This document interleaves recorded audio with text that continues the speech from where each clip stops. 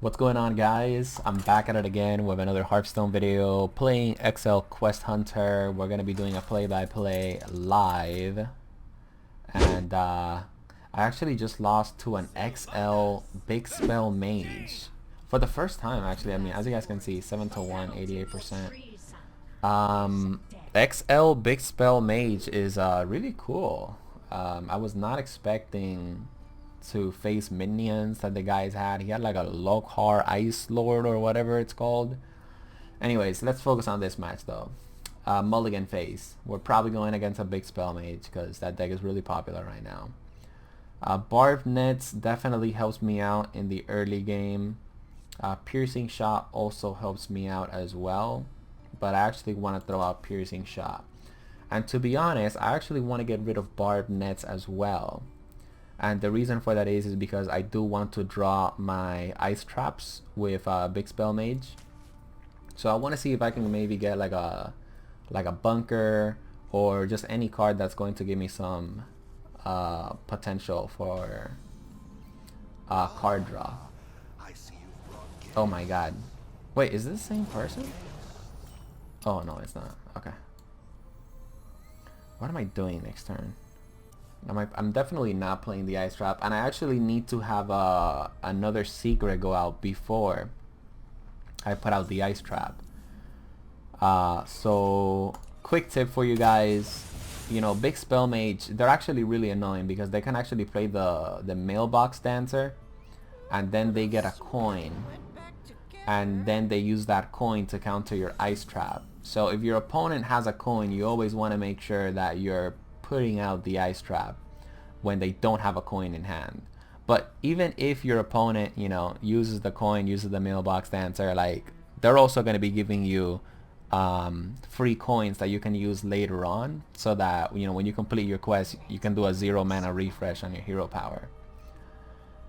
And it looks like it's going to be Big Spell Mage, so we got the right card for the job, the bunker.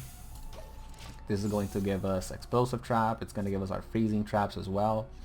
And if this is a big mage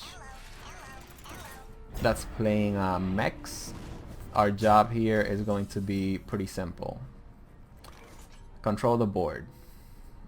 Doesn't get easier than that. Alright, so I'm thinking of going for the shell shot. Let's see what happens with the shell shot. Oof, okay. Yeah, so the only problem with that is that if he attacks me, I'm not going to get any value from my explosive trap. But then again, we also have that mech that, you know, can discover a mech if you control a mech. So we have to play around that.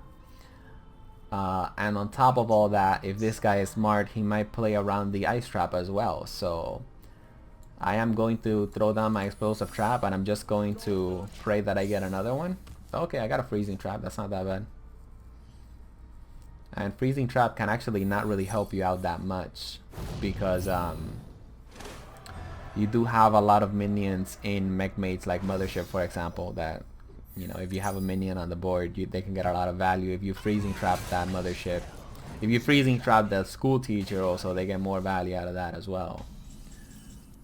Let's see what we're gonna do here now. I think the answer is pretty simple. We're gonna have to go for Barak Kodobane, boys, just so we can have some more answers to the monstrosity that this guy is about to lay down upon us. Although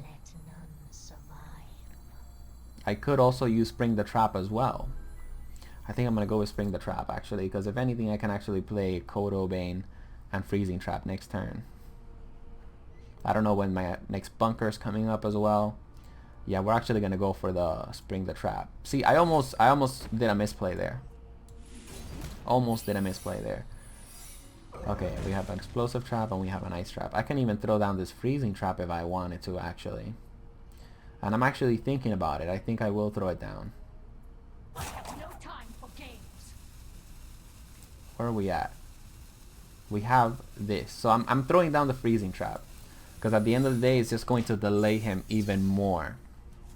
And I just got my other freezing trap. And I have Kodobane, which is going to give me more spells, which is going to get my Tavish a little bit ready as well. It's all about you know, playing around. Oh, this is like a big spell mage. There we go. Yeah, so I guess my chair. I guess this is the reality in Legend right now. We have XL big spell mages. Alright guys, things have changed up a little bit. I think I'm still going for Kodo Bane though. Let's see here. There is one thing that I am worried about, which is most likely going to happen actually, and that is Homie is going to have the sorceress, but we're not really going to be able to do anything about that. Yeah, I have to throw down this ice trap actually. I can't play that. So we're going to be going with this play instead. Take out the deep water evoker. Here we go. And oh, it's ice barrier. Cool. Now I know that it's ice barrier. So technically we don't really want to attack with any of our minions. There we go. Now I don't know if these XL big spell mages, I don't know if they have what's this thing called? I don't know if they have Mutanus actually.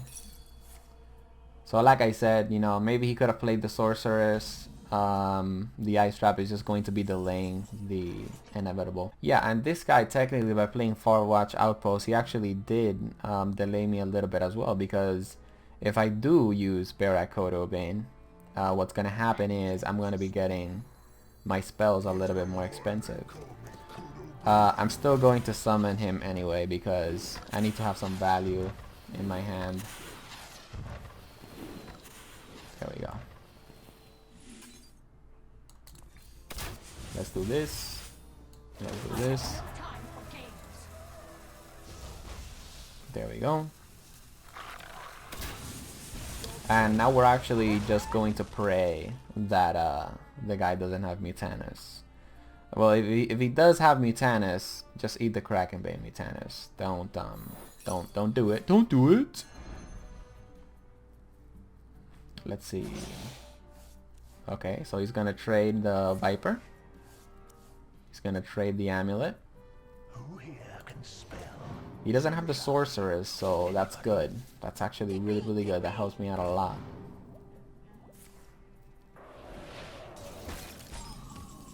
Okay. He froze my minion, but it's not really a big deal. Alright, this is where... So it's ice barrier, so I'm not really going to be attacking him most likely. Yeah, I'm going to do this. And I'm actually going to play the bunker because the bunker is going to do absolutely nothing. Now the reason why I'm going to throw my hero powers to the face is because his board isn't really like super threatening right now. And I want to take advantage of that as much as I can. See, it's like he's trying to kind of like delay my minions on board, but what he doesn't know is that you don't really need minions on the board to win with this type of deck. And I actually don't even want to attack him face. That's kind of like how I'm trying to win right now. So we're gonna go with this. Now I could go for the shell shot, but I'm not actually. I'm gonna go for the marked shot. Just because it's a really expensive card. So I want to get it out of my hand so I can see if I can get something better, like piercing shot. Because then I can do something like this. Big boy damage.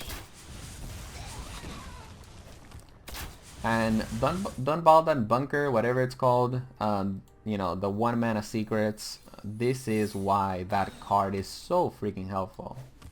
Because I just got a 1 mana refresh on my hero power. So there we go, guys. We're pretty close. You know, I know he has the deep water evoker, so that's going to be a threat. Right there, he's actually forced to use his coin. We got a colossal from this card. I actually want to point out this card right here, Deep Run Engineer. Every time that I play a Quest Priest and they play Deep Run Engineer, they get that 8 mana mech that like shoots 5 missiles at people. It's so freaking annoying. Alright, so let's do some math now. I really don't want to do the math, guys. That's, you know, something that I sometimes bothers me about this deck. Like, math is not my strong suit. And I'm making a video right now, so like the math is kind of like driving me crazy. But, okay. 4, 5, 6, 7, 8, 9, 10. Yeah, I think I'm going to go with that play. If he plays a Deep Run Evoker, we're going to be in some trouble. But I'm going face, as you guys can see, right? The reason why I'm going face is because I just want to put him as low as I can so that I can finish him either next turn, or of course so that I can finish him with my Ancient Crackerbane.